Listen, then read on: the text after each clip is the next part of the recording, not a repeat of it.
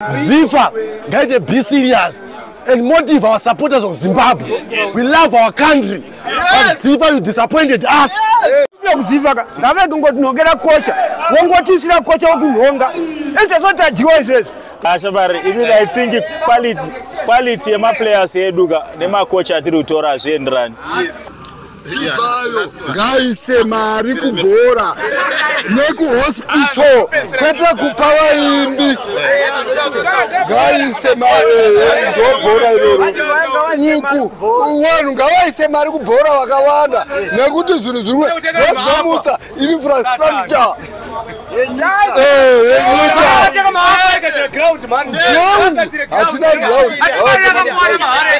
Yeah, ma 1 Zimbabwe tajigiwa 2-0 neLesotho and yeah, vanhu vari kupenga. Ndoda kuti muone video iyi tichitaura nemafans eZimbabwe achitiudzawo kuti vanofungei nenyaya yekudyiwa kwataitwa neLesotho. Ngatipinde muvideo. Ziva, I don't get a coach. One what is a coach of Lunga. It is not a Jewish. Let's say myself, no second half, second. Such a muti to a grand report. 2. I never grand report at a minimum. Makutis of South Africa. Good about a go. It is a one who South Africa, cinema grand at the minimum. So I come back with Ziva, the drama grand at the minimum. That's what you could do. To support the borders of Kanak, that is not get my players. Kalama coach Kunonga to the end at Ziva. Don't you get another jet? Zimbabwe, we need a better coach. Because second half, nothing we expect. I don't go Bora, I don't but when going to England, team you know what 2-0 first half. You know, so second half we need one go Bora only. But Bora that was the worstest. Coach is better than our coach. So Zimbabwe, you know, coach are better. I need more time with the players. Also understand our players. Because even a combination here, it could change every day. In Nigeria, to get a 1-1. Kukuruanda to get draw. But now to 2-0, they was the team. Even when Zimbabwe get the best team, but I know go Bora cheaper. Second half, I just expect one go Bora. So coach Atarakudichi, and the players who are second half, it is better than the first half. Post the second time to England, yeah, they will win. That's a team. So it's not the players South Africa to go for England. And England got a pants. We know as long as the time to wolves, but to now win. Post now to lose 3 points. Jaguar Resort capture to Buddha. And the suit is on Zimbabwe. Tagati expect to run a race in us. Could on 3 points. Tagati better race out. So my coach I do every day, every week. To call every coach. So Zimbabwe and Ziva, guys, be serious and motivate our supporters of Zimbabwe. We love our country. But Ziva, you disappointed us. Because nothing will give better. The coach are withdrawing.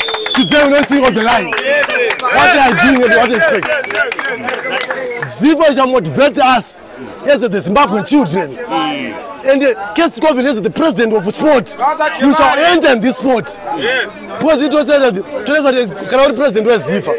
Unafala kuti azoshaita wana Zimbabwe. Last game in Nigeria everyone was here happy. Tata 1-1. Today tani motivate to kuya win. Takurwa 2-0. Of which Lesotho is better is bad way it lower than Nigeria. Nigeria Toru Lesotho 2-0. Nigeria 1-1. So it's that time to say good. Vada kuti fadzere sevane Zimbabwe. Kana kuti vari kuita one is only. Atonzwisa. Sasa ma Zimbabweans. Tiri kutaza kuti bhora redu direct kwa motive. Bhora redu tikabva nhasi tafara. Patizodzoka muna August.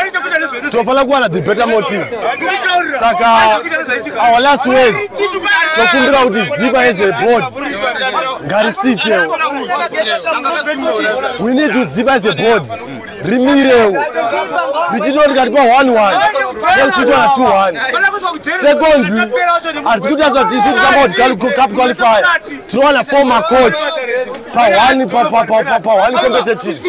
Takuda coach, I don't mention a race. Saka Ziva got coach in Hazard 1-1. But those grab next match. ngatone coach ari pa line kwenza kuti nasina ona mwe coach mangwaja ona mwe coach next month tikona mwe coach akuna kwatinoenda saka zvikuti rwadza sevana veZimbabwe because now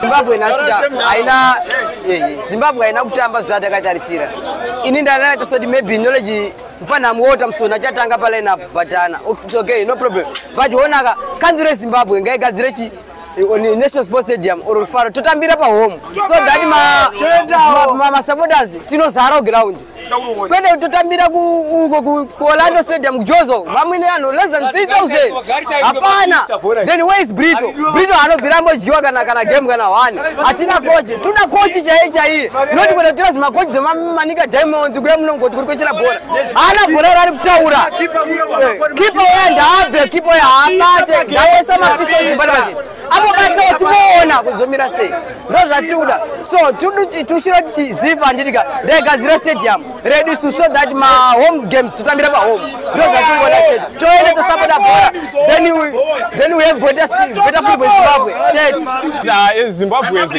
we are not happy ne performance ya chione team yedu chimwe chinhu chanyanya kubaizika pa team yedu as national team why dropping my old horses my experienced players the likes of Kama Billiard they have to be included semi experienced players why dropping the likes of Tanaka Shandirwa Frank Makarati why dropping them ngawaiso vanhu vane experience mu team so that the team inobatana vafadzi it doesn't make sense with they call players from abroad and they don't even perform zviri better zvinobatika ngawaiso ma players anotamba bhora rinotfadzawo lastly ngavagarisewo ma grounds edu so that is use my fans we motivate our players to win our game thank you say my fans in national team ndachikumbira zvedu ingaiziva nekuti hapana kwatinoenda magame esi kutambira away from home kureka kuri nani maground otanga agadzirwa tozvitangidza itu kana zviri matani magrounds hapana kwatiri kuenda we are wasting resources mari idzodzo vachoenda kudzokenyika tapedza zvangu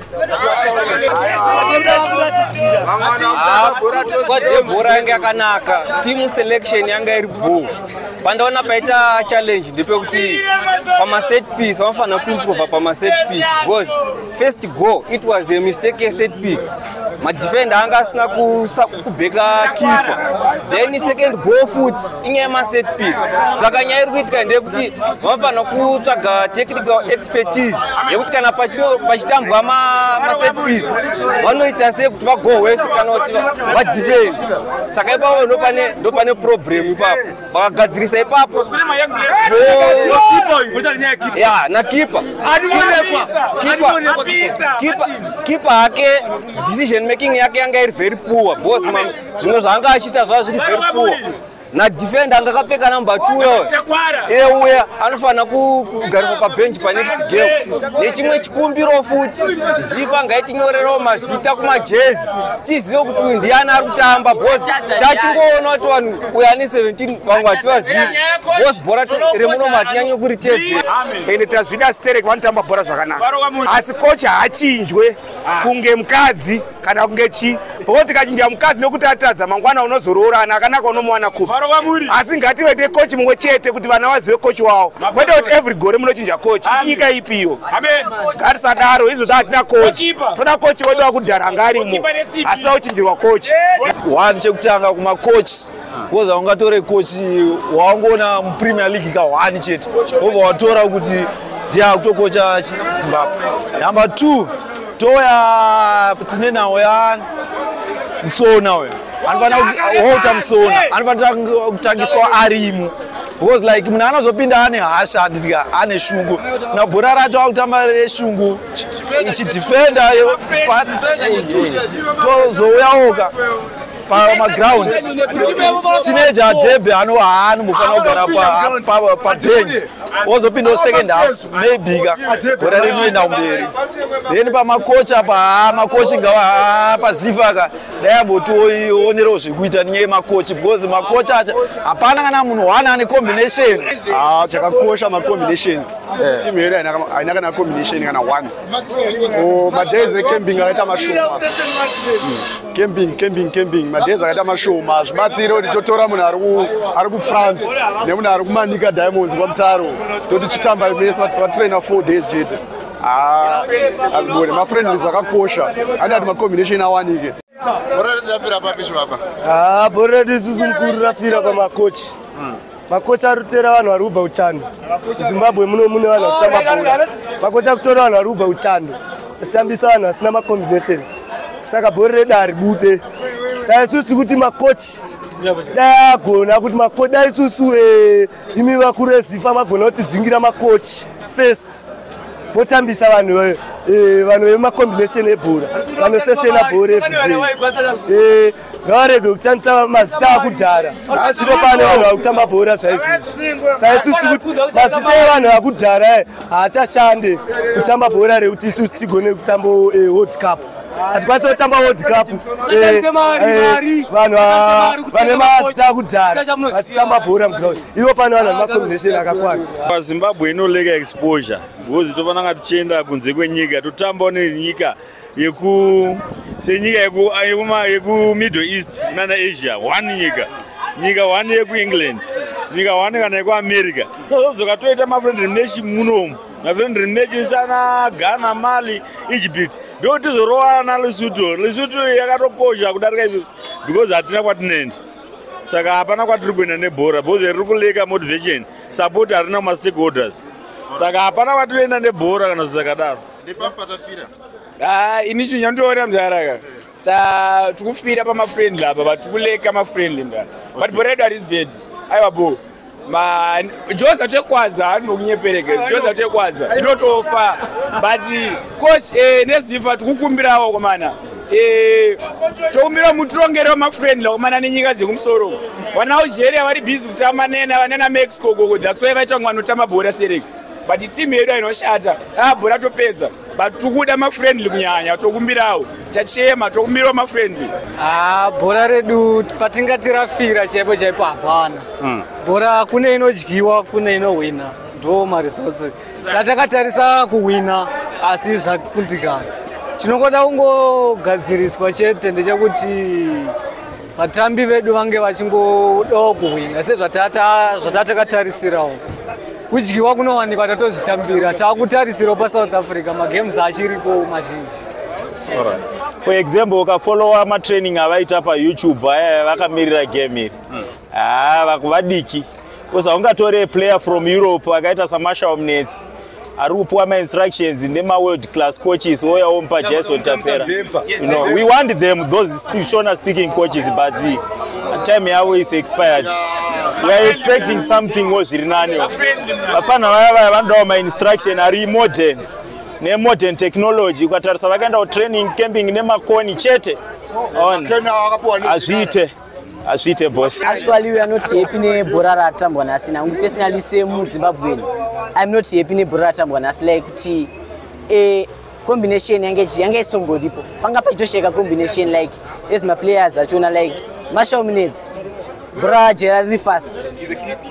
He's a key player Gerard bhora kupasa but amene kuti vamwe tutora from Joza vanachona bhora ongotama ndiro kujenga vasikutamba bhora ena vasikugovetsa vachozonitageta asingamaoni and then from our national team like pane ma-players akabviswa anatana akashandirwa like isusu toshamisika kuti neye vasiri pasquad like then our keep ana Frank Magarati seye vasiri pateam zvakafanana Walter Mnetsi chaiwo totoshamisika kuti Walter Musona toshamisika kuti why is it kuti azotambiswa bhora rakupera iyatori one of the key players in Zimbabwe pamagames atakatamba nokomana harina kunyanya kushata asi combination ndiyo yanga ichishayika Rodaita tora timu yemabhuza epadi yange dorinani pane timu yange ichitamba. Roti vakomana havana kuti vakuratidza kuti havana kutraina vari pamwe chete bhori ravo. Kochi haakuratidza kuti haana kana chaanoziva pabasa rake. Nevadzorera Norman Mapeza akocha bhora. Pamwe tinoenda kumberi. Kochi aripo haasi kuziva basa. Maplayers vane combination yakanaka. Votraina vari pamwe chete bhora rinobuda.